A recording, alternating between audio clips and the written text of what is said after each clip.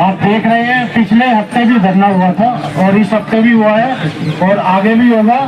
एक हफ्ते का अल्टीमेटम हम सरकार को देते हैं। अगर हमारी पॉलिसी हरियाणा की तरह पॉलिसी की डिमांड की गई है जिसमें 60 साल के लिए हमें कार्यरत किया जाएगा, बीच में कभी हटाया नहीं जाएगा। परमानेंट टीचर की तरह हम लोग स्कूलों में कार्य करते हैं, उन्हीं की तरह हमें सैलरी मिलनी चाहिए, अन्य भत्ते मिलने चाहिए, लगातार सेवाएं हम 60 साल तक दे सकें। मेडिकल सुविधाएं, LTC सुविधाएं, सारी जिस प्रकार की सुविधा एक परमानेंट टीचर को मिलती है वह हमें जल्द से जल्द सरकार तत्काल प्रभाव से लागू करे, नहीं तो आने वाले दिनों में हम बहुत बड़ा धरना प्रदर्शन करने वाले हैं। सड़कों पे उतरेंगे, उनके घरों के बाहर भी बैठेंगे। हम एक हफ्ते का समय देते हैं। हमारी जो सैलरी की फाइल है जल्द से जल्द तत्काल प्रभाव से उसको जल्द से जल्द सभी अधिकारियों को बोल करके, LG साहब बोले, RTC मैडम बोले, उसको लागू करें।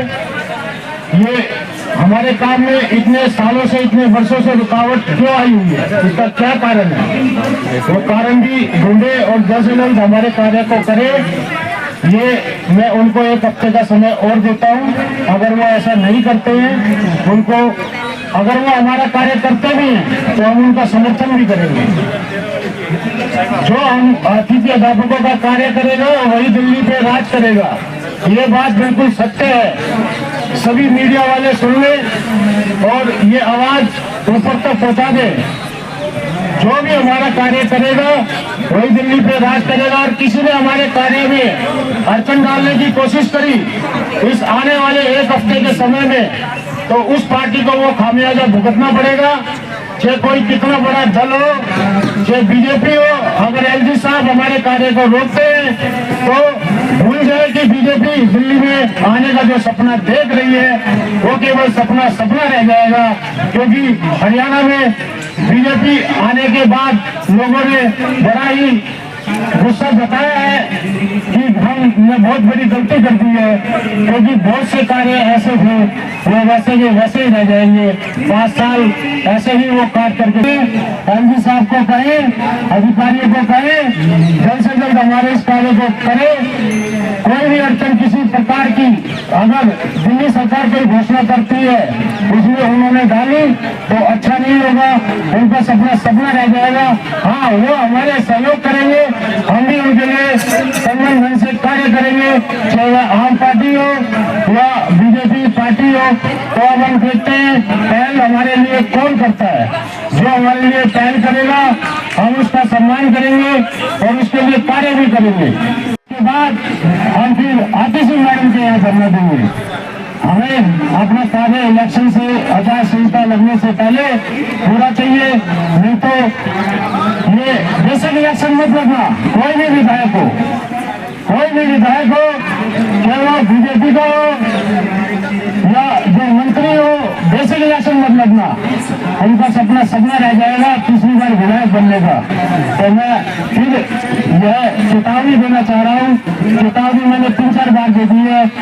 जब हमने धरने की तरफ रुख करा है, दीपावली से पहले 27 अक्टूबर को न्यूज़पेपर में भारत में मैंने निकलवाया था। इसलिए केवल 2 घंटे का काम है मित्रों, 2 घंटे का समय उनको समझ में नहीं आ रहा है तो हमें से सलाह ले ले कैसे होगा। हम बता देते हैं, क्या पता उनको कोई अधिकारी, उनका कोई IAS गुमराह कर रहा हो। हमारे से बात करें, केवल 2 घंटे के अंदर पॉलिसी भी उनके टेबल पे होगी और सैलरी बढ़ोतरी के साथ गेस्ट टीचर अपना आगे के लिए भविष्य जीवन यापन के लिए उसका भविष्य उज्जवल हो जाएगा। इसमें क्या बुराई है? हम एक राष्ट्र के निर्माता है, अगर वह हमारा कार्य कर देते हैं तो ये समझ में ये बच्चे, क्योंकि हमारे साथी में उनके छोटे से बच्चे हैं, हमारा ये आने वाला जो फ्यूचर्स है वो भी खतरे में। तो अगर सरकार में कोई संवेदनशीलता है, अगर आपके अंदर हृदय है, अगर उसमें कोई भाव है और आप समझते हैं कि हमारा क्या हाल हो रहा है, हमारा जो दुख है, अगर है तो मैं मैं इन बच्चों का हवाला देते हुए आपसे रिक्वेस्ट करता हूँ कि गेस्ट टीचर्स के बारे में जरूर सोचें। अभी हमारे साथ में एक साथी हैं, वो भी अपने विचार रखेंगे, लेकिन जरूर मैं कहना चाहूंगा कि ये मेरा भविष्य है, इसको धूप में मत दीजिए, इसको खराब मत होने दीजिए।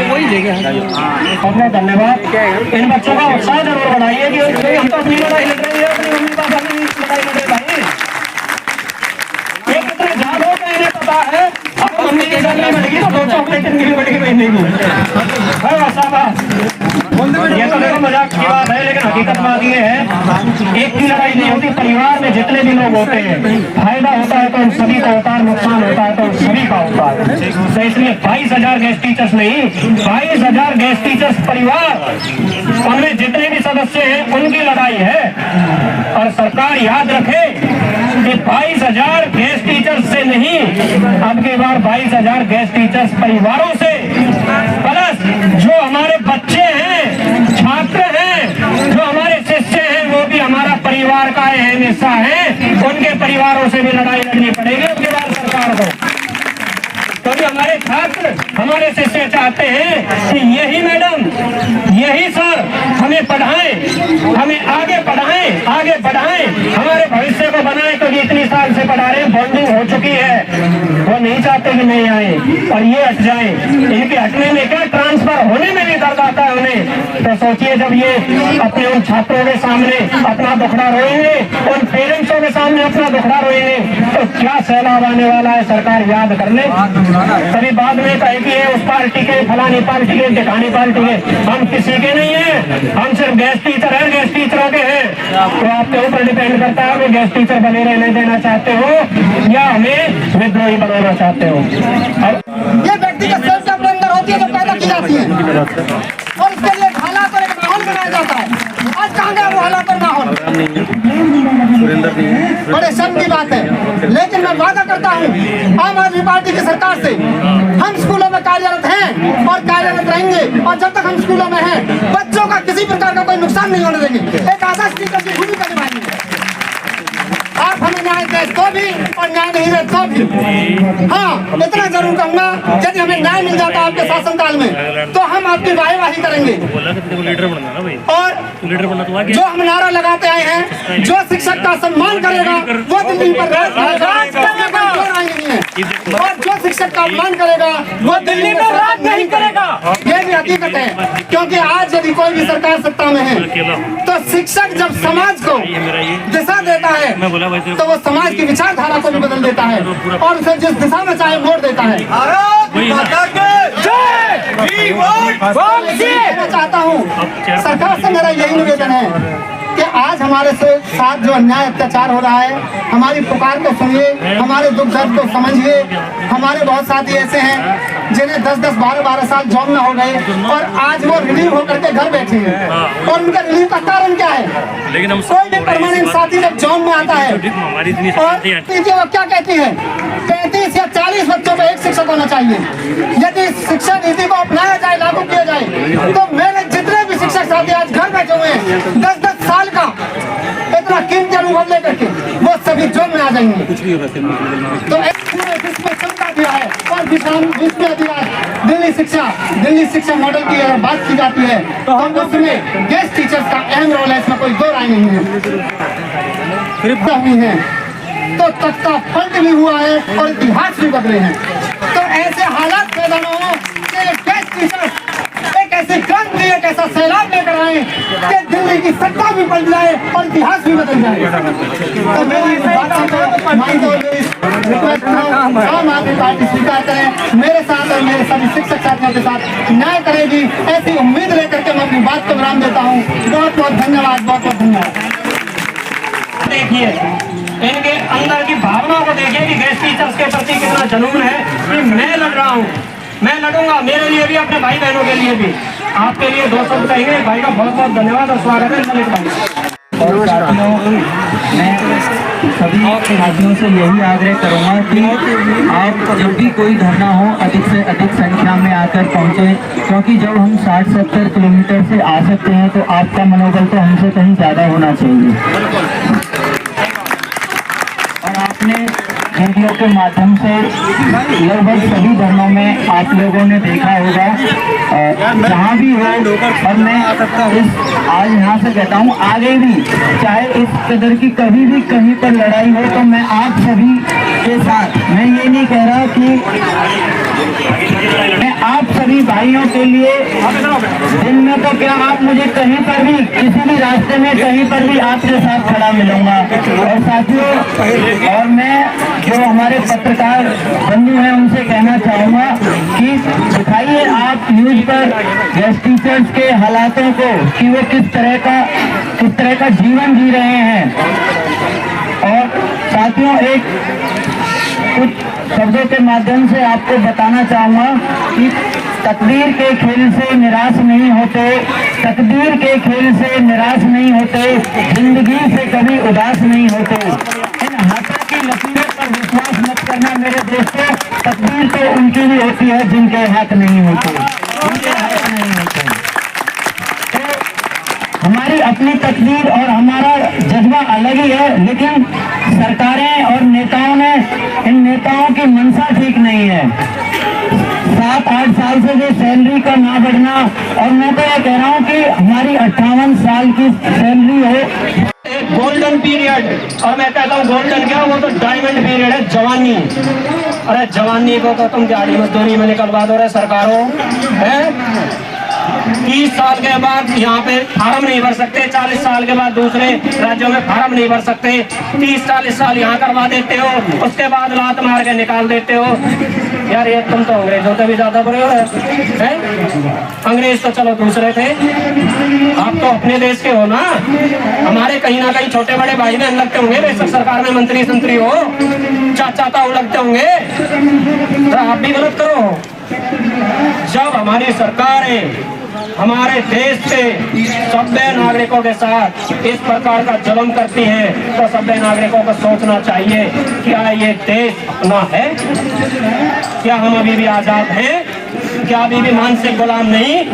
8 तारीख को एक पार्टी विशेष को उस जगह से परमिशन मिल जाती है पैदल यात्रा निकालने की, जहाँ से गेस्ट टीचर्स को 9 तारीख को चाहिए थी। अरे यार 8 तारीख को पार्टी विशेष को मिल गई राजघाट से यात्रा निकालने की, पैदल यात्रा। 9 तारीख को गेस्ट टीचर्स को नहीं मिली। इसका मतलब क्या है? पार्टियों का गुलाम है देश, सभाएं बात का लोकतंत्र है भाई, हम लोग को तोड़ कर। बिल्कुल। जब इनको अपनी सैलरी बढ़ानी होती है विधायकों की, सांसदों की, तब ये एक वजह है। जब कहाँ जाते हैं एलजी साहब, जब ऑब्जेक्शन क्यों नहीं लगाते? और जब बात आती है गेस्ट टीचर्स की बढ़ाने की, अन्य कॉन्ट्रैक्ट वर्कर्स की बढ़ाने की, तब बोलते हो कि एलजी साहब नहीं बढ़ाने दे रहे। कमाल है, 67 विधायक आपके विधायकों की सैलरी बढ़ाने को मान जाते हैं, सिर्फ 3 बीजेपी वालों को फायदा दिलाने के लिए। हैं? बात सस्ती है क्या? आंकड़े जोड़ा करो। 67 को रोकते या 3 को ये कह देते कि जितनी ये बढ़ाने का प्रपोजल दे रहे हो उतनी तो पार्टी अपने आप दे देगी, तो मैं मत बढ़वाओ, टांग अड़ा दो। वहां एक वजह है। और मैं एक बात कहता हूँ, गेस्ट मत करो, कॉन्ट्रैक्ट भी बोलो साथ में, जिससे हमारे साथ लगाव महसूस हो, डीटीसी वालों को भी, आशा वर्कर्स को भी, और जो लगे हुए हैं सफाई कर्मचारी वो भी। अरे बात जब उठानी है, जब एक गांव का धरना है, तो सिर्फ हम ये क्यों कहें कि गांव में स्ट्रीट लाइट नहीं है, स्ट्रीट लाइट लगवा दो। ये कहो ना ये सड़क भी नहीं बन रही, ये भी बनवा दो। ये कहो ना ये इस गली में नाली, ये नालियों का पानी ओवरफ्लो होके आता है, बच्चे जूते गंदे करके जाते हैं, जूते उतार के जाते हैं, इस नाली के ओवरफ्लो को रोक दो। ये भी कहो ना कि गांव में लाइब्रेरी भी खोल दो। ये कहो ना गांव में एक पार्क भी निर्माण कर दो। आप सारी मांगे उठाओ ना, अपने साथ 22,000 के साथ उन कॉन्ट्रैक्ट वर्कर्स को भी जोड़िए, फिर देखिए आपकी लड़ाई। गलत कह रहा हूं तो बताऊं मेरे भाई, ध्यान रखना। जलते